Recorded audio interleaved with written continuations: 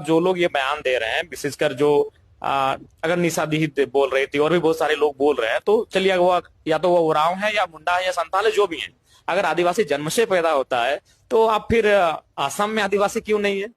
देखिए, इनको लगता है कि वही लोग पढ़ते लिखते हैं, हम लोग तो कुछ जानते नहीं है। आदिवासी जन्म से होता है या सरकारी कागज से? हमारे डुमरी के एमएलए जयराम दादा ने तर्क दिया, असम वाला, बोले कि अगर आदिवासी जन्म से होता है तो असम में हमारे संथाल, उरांव, मुंडा भाई लोग ओबीसी में क्यों हैं? वो इसलिए दादा क्योंकि उन्हें टी ट्राइब कम्युनिटी कहा जाता है, मतलब वे मूल रूप से झारखंड, ओडिशा और छत्तीसगढ़ के निवासी हैं, जिन्हें 19वीं सेंचुरी में चाय बागान में काम करने के लिए अंग्रेजों के द्वारा असम में लाकर बसाया गया था। और उन्हें एसटी की सूची में इसलिए अभी तक शामिल नहीं किया गया क्योंकि वहां की जो ओरिजिनल ट्राइबल कम्युनिटीज है, जैसे आपकी देवरी, गारो, खासी, नागा इत्यादि के जो पॉलिटिकल और डेमोग्राफिक राइट्स है, उनका चीरहरण ना हो सके। क्योंकि अगर किसी को भी एसटी के स्टेटस में शामिल कर दिया गया तो वो रिजर्वेशन बैलेंस को अल्टर कर देगा। तो ये हक की नहीं, अस्तित्व का सवाल है, क्योंकि एसटी का दर्जा कोई गरीबी हटाओ योजना नहीं है। ये उन समुदायों के लिए संवैधानिक सुरक्षा कवच है जिनकी अपनी अलग भाषा, संस्कृति और जल जंगल जमीन से जुड़ाव रहा है और जिन्हें समाज की मुख्य धारा से सदियों तक अलग रखा गया था। जयराम दादा ने दूसरे राज्य का उदाहरण दिया, चलिए हम भी देते हैं।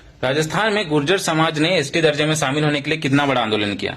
तो वहां के पहले से जो एसटी दर्जे में शामिल हुए मीना समाज थे, उन्होंने इसका कड़ा विरोध किया। तो क्या उन्हें एसटी दर्जे में शामिल किया गया?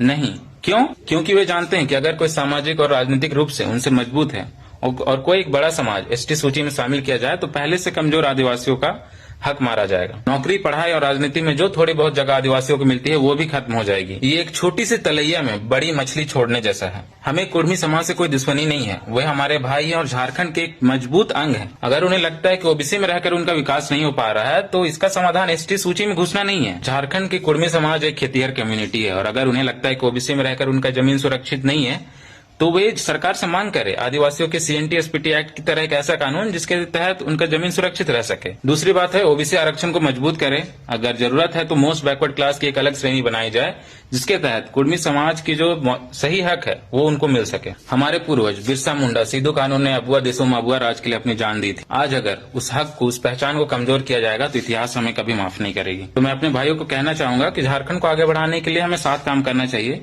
एक दूसरे का हक छीन कर नहीं बल्कि एक दूसरे का हक सुरक्षित करके। तो आपसे अनुरोध है इस वीडियो को हर एक कुर्मी आदिवासी भाइयों तक पहुंचाया जाए जिससे लड़ाई के बदले समाधान निकले।